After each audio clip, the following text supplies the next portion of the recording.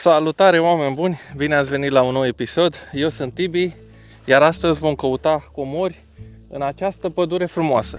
Astăzi am ales să merg aproape de oraș, să nu mai mă duc departe cum mă duceam eu la o oră distanță de Pitești, așa că am venit la 15 minute de Pitești. Am venit în această pădure, nu am mai fost pe aici. În partea aia văd câteva case părăsite. Pe aici nu știu ce-o fi fost, o tabără. Acolo văd un cartier de vile, mai jos sunt blocuri. Și în direcția asta, cum privesc eu așa în față, numai pădure plină de drumuri, de văi, urcări, coborâri. O să vedem ce găsim pe aici. În primă fază o să detectez pe aici, pe lângă aceste case părăsite și aceste drumuri, să vedem dacă găsim ceva. Hai să vedem, poate găsim ceva interesant, poate găsim ceva mai vechi. Vremea e frumoasă, sunt undeva la 10 grade astăzi, în sfârșit am scăpat de iarnă și vine primăvara. Nu știu dacă auziți păsărelele, probabil o să le auziți mai târziu. Hai, că eu mă duc la treabă, hai să vedem ce găsim. Mă echipez și eu, detectorul l-am pregătit și plecăm. Doamne ajută! Hai să pornim detectorul și hai să mergem la treabă. O să-i fac un ground balance și hai să vedem pe aici ce putem găsi. Dacă sună ceva.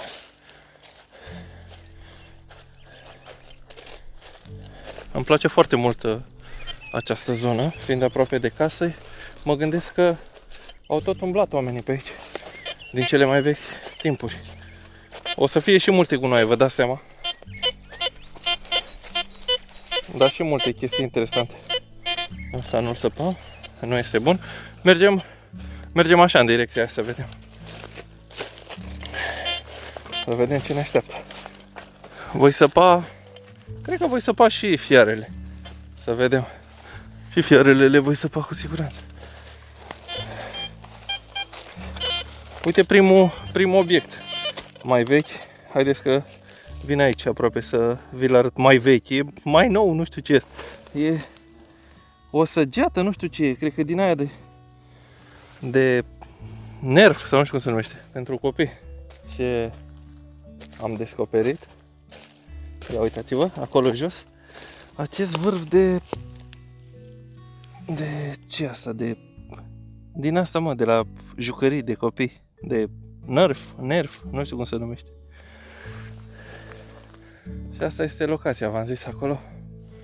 Sunt niște case părăsite. Cam așa se prezintă zona. Ia uitați. Asta este zona. E frumoasă. Asta sunt eu, salutare.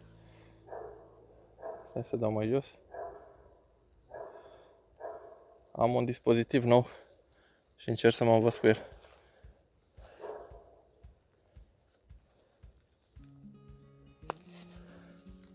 Să vedem dacă avem alte imagini mult mai stabile, să-mi spuneți părerea voastră, dacă se vede mai ok.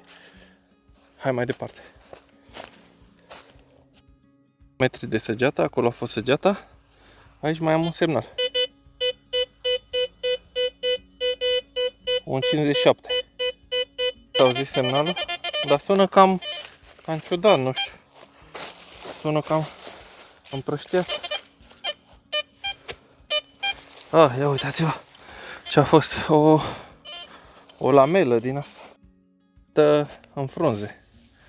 Asta de metal. Această lamelă. Avem aici un semnal. Un 63. Îmi place asta. 63. Ia să vedem ce ar putea fi aici.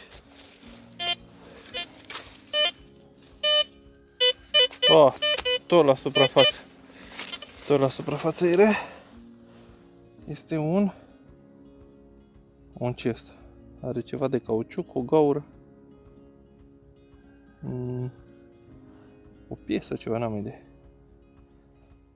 Ia uite. Interesant. Hai mai departe. Mergem mai în față, mergem spre o vale. Pe aici par foarte multe gunoi. Mergem în valea aia din față.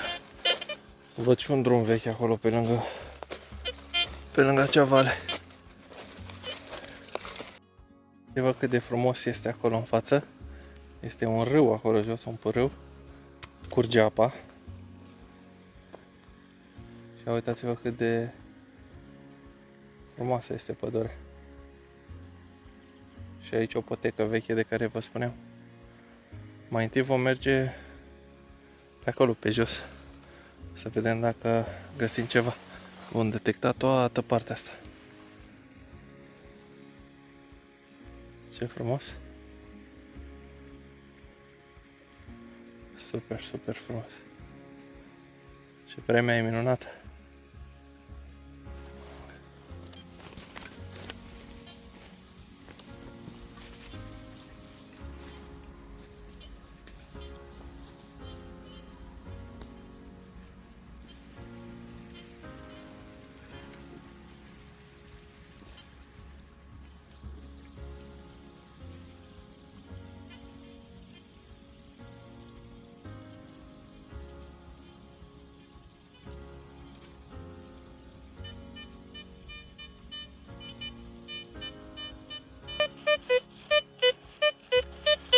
$60.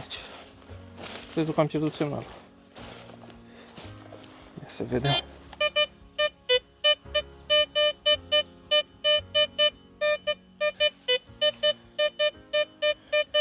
Hai să vedem ce este.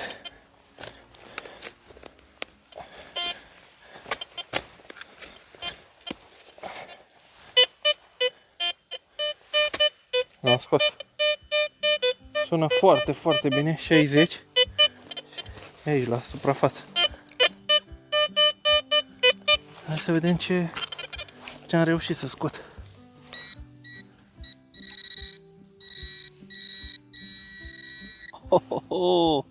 O sârmă, mă! Regele sârmelor s-a întors. Sârmă, hai mai departe. Lângă apă. Ceva la suprafață, un obiect. Ia să vedem ce este asta. Nu știu ce este. Apar n-am de la ce poate fi. Au aruncat gunoaie pe aici pe lângă apă.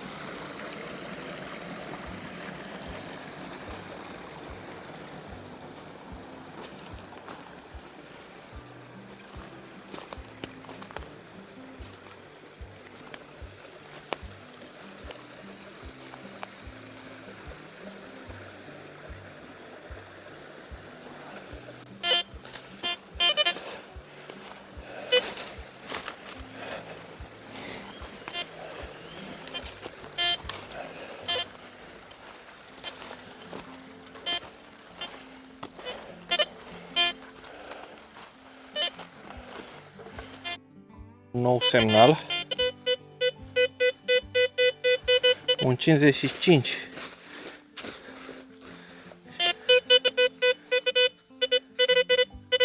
Oh, sună mai peste tot. Mai peste tot sună. Sunt mai multe semnale. Hai să băgăm noi pointerul în prima fază. Să vedem. Aici se pare că avem un semnal, da? Avem un semnal.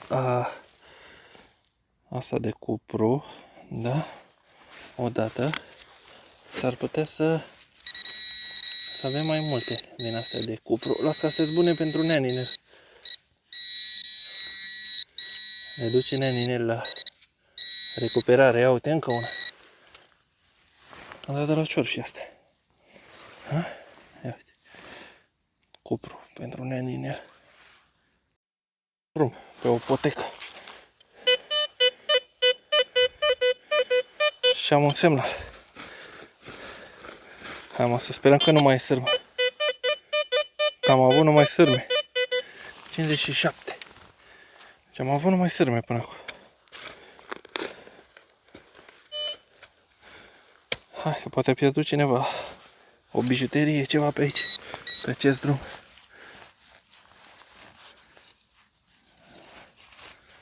Unde o fi? Unde? Pai. Un cartuș. Un tub de cartuși. Ia, scrie ceva pe el? Da, scrie. Scrie anul, fiți atenți ce chestie. Scrie anul din cât e. Este din 1916. V sus și W jos. 1916. Deci cât de frumos poate să fie pe această potecă. Diferite semnale. Pe aici foarte multe semnale. Sunt și multe gunoaie. Aici nu, e o sârmă. Mergem mai departe. Trebuie să fie și ceva monede pe această potecă. Uite asta. Sună mai binișor. Ia să vedem. De fapt, sunt mai multe chestii.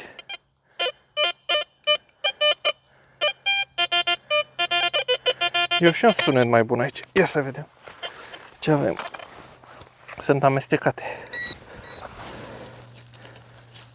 Și ceramică pe aici pe jos. Interesant. Ia să vedem. O monedă. O monedă, ia uitați-vă. Dar ar trebui să mai fie ceva pe aici. Am găsit o monedă. Asta să mă duc în soare. O monedă de cât este asta? Că nu prea se vede. V-am zis că trebuie să apară și monede pe drum. De 25 de bani. Prima monedă de astăzi.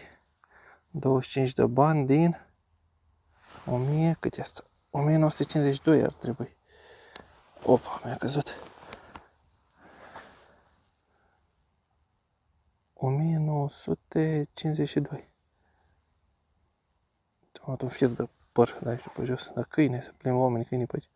1952. Frumos. Hai să mergem mai în față. Uitați-vă ce drum frumos, ce potecă. Ia să auziți cât de tare sună aici. 76. 76, ce ar putea să fie? Pământul înghețat aici.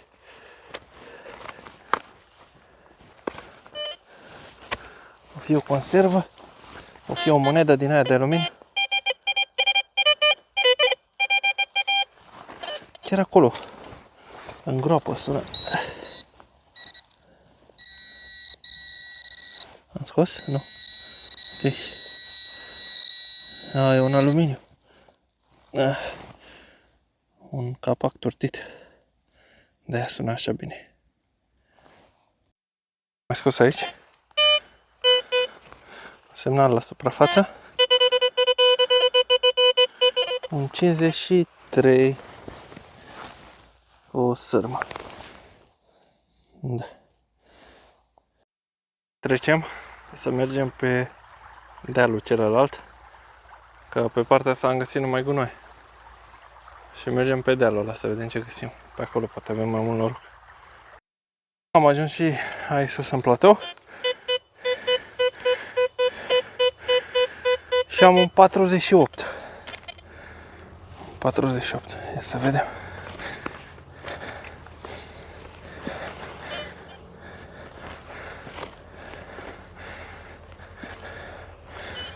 Ce ar putea fi la 48?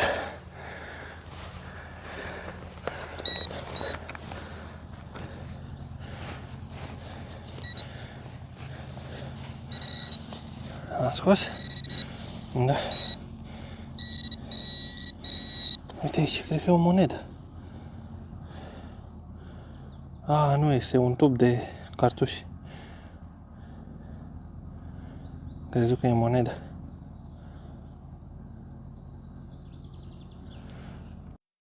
Un semnal E foarte, foarte adânc. Și parcă sună puțin înspre fier, dar nu știu ce să zic. Așa că îl vom săpa să vedem ce este. Așa că hai să ne apucăm de treabă. Că avem de săpat ca lumea aici. Și sunt și niște rădăcini.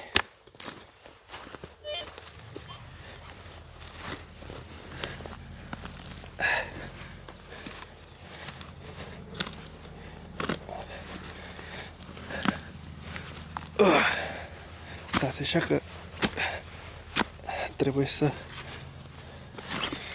rup rădăcinile astea ca să pot să sap în jos.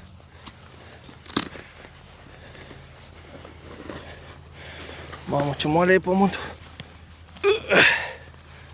Ia uite, l-am scos cu apă. Mamă, noroi.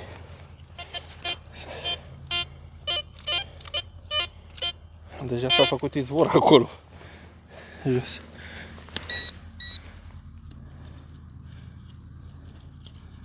Mamă, izvor s-a făcut.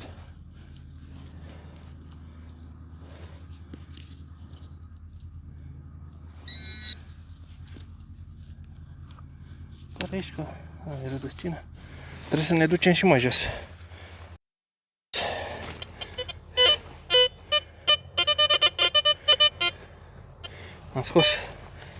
Am scos afară. Ia uitați-vă ce s-a făcut acolo. Un fier ceva.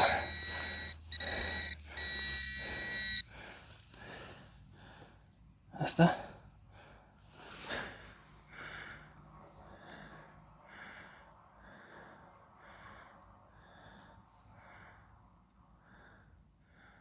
Da, un fier, dar nu știu ce ar putea fi. Fiere, mă? Da.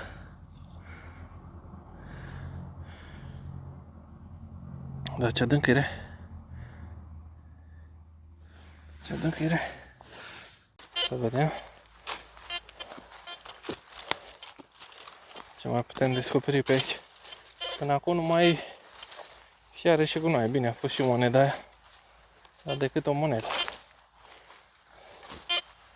Vedem pe aici. Un platou destul de mare. Fier, nu mai sabla fiere. Hai să apă la sunete mai bune.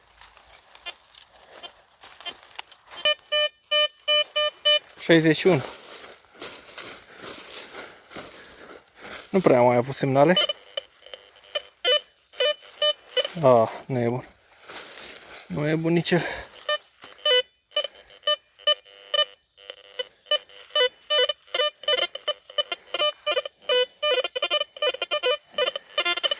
Un fier. Un fier avem aici.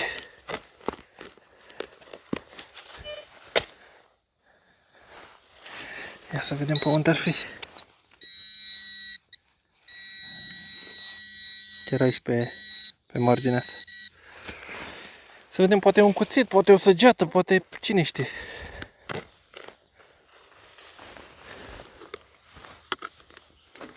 Uite aici. Aici se vede capul. Oh, un pripon. Nu? Ce e asta, frate? Cărlig? Un pripon, cred că era așa băgat. Uite, așa.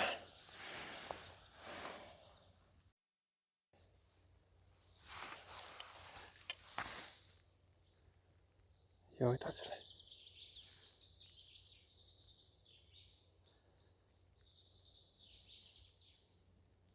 Chiar aici lângă mine. Ia să vedem. Mai am un semnal. M-am băgat pe un nou drum. Și aici am un semnal.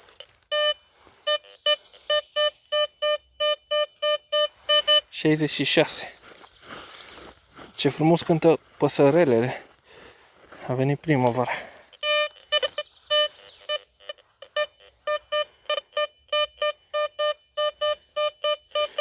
Ia să vedem noi ce găsim aici pe drum. Să sperăm că e ceva frumos. Totuși cred că e mai adânc. A? Nu e. La suprafață chiar. Chiar aici. Să băgăm noi.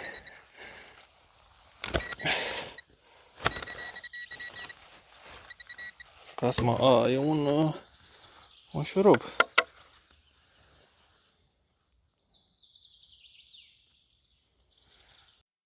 De ore în care nu am avut semnale, în sfârșit am reușit să mai găsesc și o monedă. Un 61. Cred că am găsit o monedă de 3 sau 5 bani, ca aia sună la 61. Ia uitați aici. Da, 5 bani. La 61 astea îmi sună 3 sau 5 bani. Chiar aici, pe marginea drumului, vedeți? Am găsit un drum. O potecă. În sfârșit. În sfârșit. Și vom detecta și pe partea cealaltă să vedem dacă mai găsim ceva. Eu totuși sper la ceva mai vechi. Pădure foarte frumoasă, încât să nu fie ceva vechi pe aici. Dar vom mai reveni. Hai să traversăm, să mergem în partea cealaltă, să vedem ce e pe acolo. Și cum am ajuns? Semnal din ăla puternic. Oho! Oho, da, bericioică. Bericioică. Primul semnal. Sit aici. E un semnal bun, dar e și un fier. Este piulița. Cum e și căzut. Piulița de oțel sau ce-o fi. Și aici mai trebuie să fie și șurubul. Când dădea semnal și de fier amestecat. Uite-l. Și șurubul.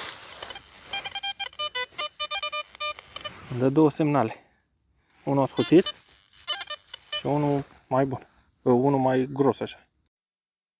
Și am crezut că e monedă, dar nu e.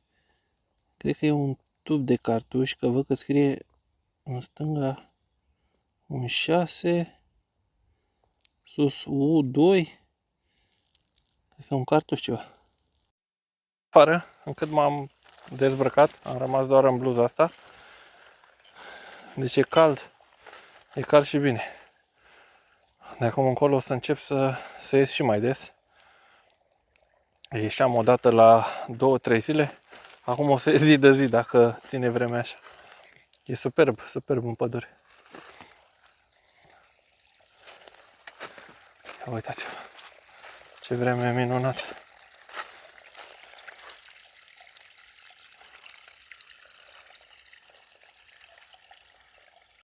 O vale.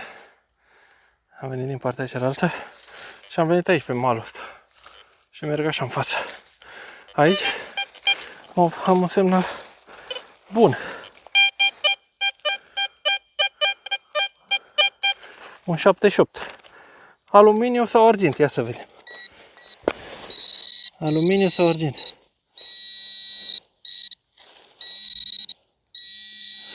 Inel de porumbel! Este, mă! Inel de porumbel din ăla vechi. Inel de porumbel din ăla vechi. Oho! 50 de lei, 100 de lei, cât o costă așa asta. Hai să vedem din ce ani. Ia să vedem din ce ani este inelul. Este din... Hai să-l curăț eu puțin. Să vedem. Poate sunt mai multe aici.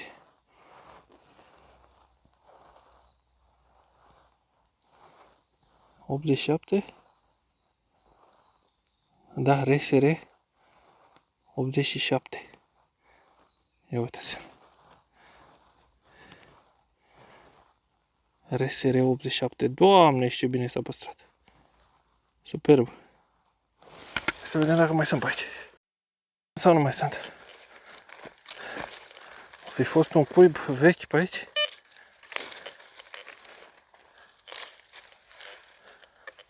De obicei, unde găsiți unul, sunt mai multe.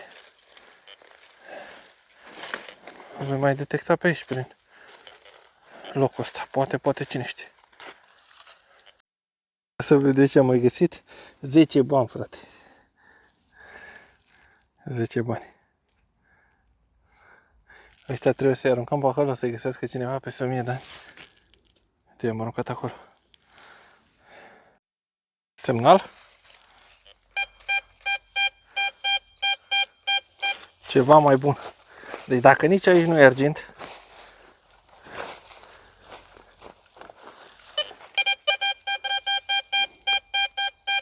Doamne, cât de tare sună.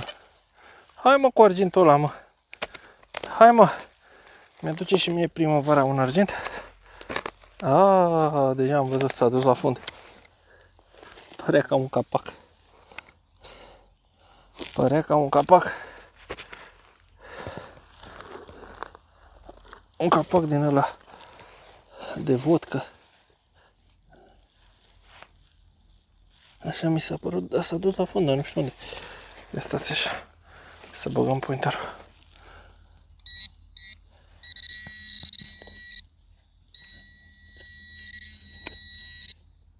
Unde ești, mă?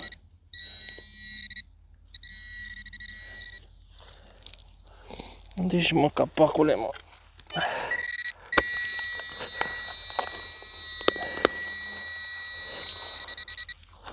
Uite-l. Ce bine sună. Zarea București.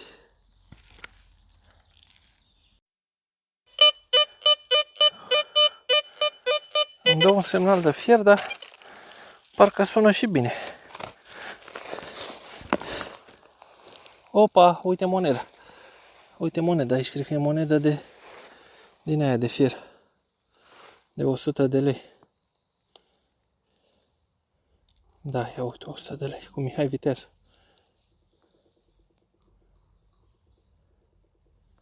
Cea de-a treia monedă.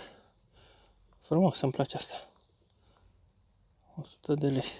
Ia să vedem, mai sună? S-a pierdut doar una. Deci atâtea gunoaie câte am găsit astăzi, nu-mi vine să cred, atât de multe gunoaie. Câte are pădurea asta. Vedeți ce înseamnă pădurile de lângă orașe pline de gunoaie. Da. Atât a pierdut. 100 de lei a avut, 100 de lei a pierdut. Sună mai în față la câțiva metri. 75. Să vedem, poate e tot moneda. Oho! Ce bine sună. Așa da, tată, așa îmi place. Așa îmi place, pentru că am tot fost supărat că am dat numai de gunoaie, mă. V-am zis. Și în sfârșit au început să iasă și semnalele mai bune. Inel de porumbel. Ia uitați-vă! Și cred că e de la de aluminiu. Cred că e din ăla vechi. Da, e aluminiu. Dar nu se mai vede nimic. 36. Cred că nu e românesc asta. Fiți atenți că nu e românesc. Ia uitați-vă ce scrie pe el. Varzesc.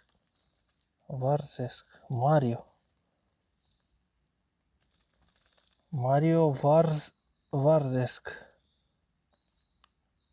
Marios. Interesant, asta nu e românesc, frumos. Ia uitați aici.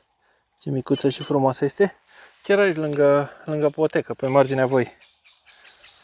Aici lângă. Ia să vedem ce monedă este asta.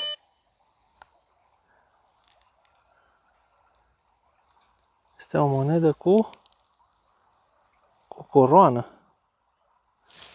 Din aia din 1900 cred că este. Un leu. Ia să vedem. 1938. Și cred că este un leu. Da, e un leu cu porumbul. Ia uitați-vă. Un leu cu porumbul. Frumos așa asta. Cea de-a a patra. Cea de-a patra monedă. Că am avut-o pe aia de 100 de lei. Poate inel de porumbel. Că sună tare. Sau poate o nouă monedă. Sau un nou capac. Ia uite-l. Asta ce mai e, frate? Cavadorul de 2, 4, 5 stele. Mai adânc.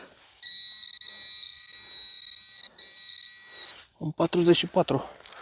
Sună. E și o rădăcină. Cred că l-am scos.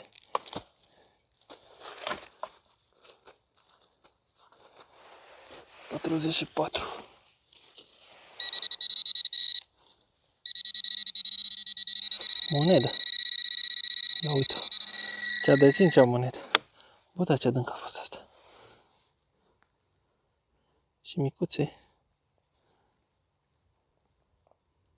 10 bani. Cât e asta?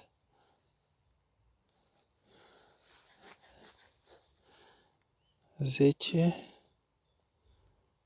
bani, da.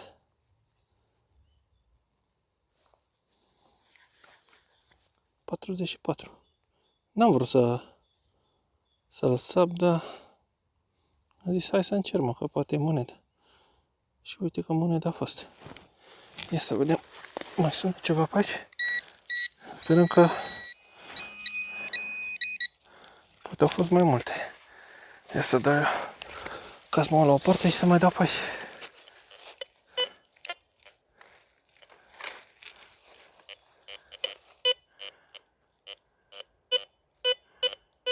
Mai sună. Mai se aud acolo niște scârțieturi.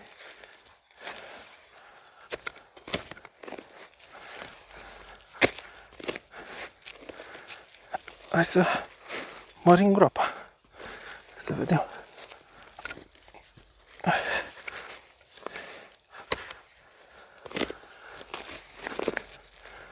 Astea totuși au fost mai adânci. Ia să vedem.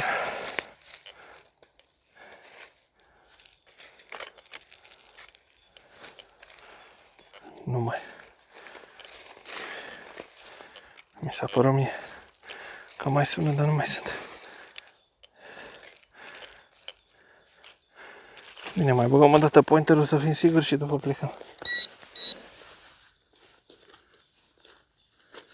Da.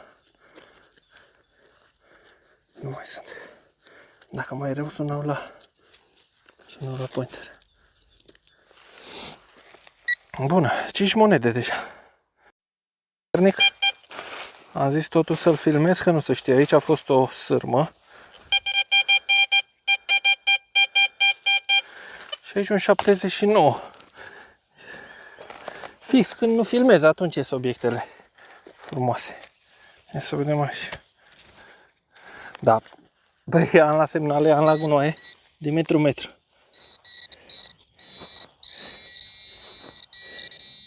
Bineînțeles că e tot gunoi. Am zis să... O, zarea București, iară zare. Un cap de ciupacabra.